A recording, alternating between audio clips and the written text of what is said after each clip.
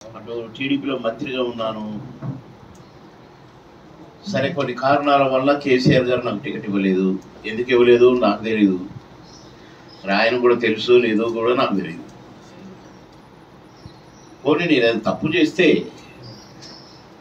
నేను ఏదైనా భూ కబ్జాలు చేస్తే, గవర్నమెంట్ భూములు అమ్ముకుంటే, లంచాలు తీసుకుంటే, అబద్ధాలు ఆడుతుంటే, ఇలాంటి వాడు వద్దురా మా పార్టీ చెడిపోద్దని నాకు టికెట్ ఇవ్వకపోతే సంతోషం. కానీ కారణం లేకుండా అకారణంగా నాకు టికెట్ ఇవ్వకుండా నా మనోభావాలని దెబ్బ కొట్టినందుకే నేను బయటకు వచ్చేసి వద్దురా నాయన ఈ పాలిటిక్స్, నేను మంచి చేద్దాం, సేవ చేద్దామని వచ్చాను. 3 సార్లు ఎమ్మెల్యేగా, 2 రాష్ట్రాలకు మంత్రిగా అబద్ధం ఆడలేదు, తప్పు చేయలేదు, లంచం తీసుకోలేదు, కాంట్రాక్టులు చేయలేదు, ఎవడు నెత్తిన చేయబట్టలేదు.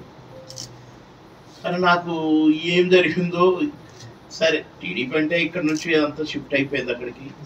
నేనే లాస్ట్ క్యాండిడేట్గా, నన్ను టీడీపీలో ఉన్నప్పుడు కూడా నన్ను ఎమ్మెల్యే చేసింది కేసీఆర్ గారే.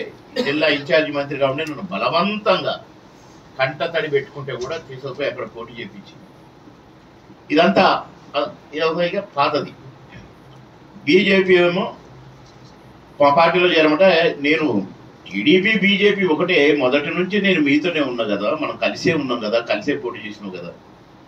కాకపోతే ఇప్పుడు కండిషను, నేను వరంగల్ జిల్లాలో పుట్టాను, నన్ను చాలా మంది అడుగుతున్నారు వరంగల్లో ఎందుకు పోటీ చేయరు మీరని.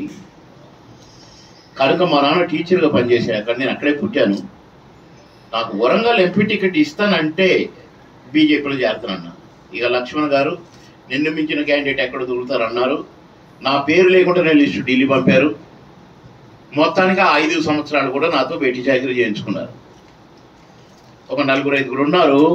నేను ఎప్పుడు బయటకు పోతున్నానే ఆలోచించారు తప్ప, బాబు మోహన్ లాంటోడు మనకు దొరికాడు, పార్టీకి ఎంతో ఉపయోగపడుతున్నాడు, 12 రాష్ట్రాల్లో ప్రచారం చేయించుకున్నారు.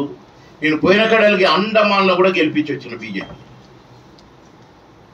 అక్కడ మొత్తం శ్రీకాకుళం అటు నుంచి ఈస్ట్ గోదావరి, వెస్ట్ గోదావరి, వైజాగ్ అటు మొత్తం అక్కడ జనం, అండమాన్ అంతా వాళ్ళే, మెజారిటీ జనం తెలుగు వాళ్ళే. బ్రహ్మరథం పట్టారు. బాగా డబ్బు సంపాదిద్దాం, బాగా భూములు అమ్ముకుందాం, ఫ్రాడ్ చేద్దామని నేను ఎప్పుడు ఆలోచించలేదు. అలాంటి నన్ను బీజేపీ కూడా నాకు మనస్తాపన కలిగించింది. ఈసారి అన్న టికెట్ ఇస్తారంటే ఈసారి కూడా నాకు ఇచ్చేటట్లు లేరు కనుక నాకు అర్థమైపోయింది. ఈ డిసెంబర్ నుంచి 3 సార్లు వచ్చారు మోడీ గారు, 3 సార్లు వచ్చారు నడ్డా గారు, 3 సార్లు వచ్చారు అమిత్ షా గారు. నాకు కనీసం ఇన్ఫర్మేషన్ కూడా ఇవ్వలేదండి పార్టీ.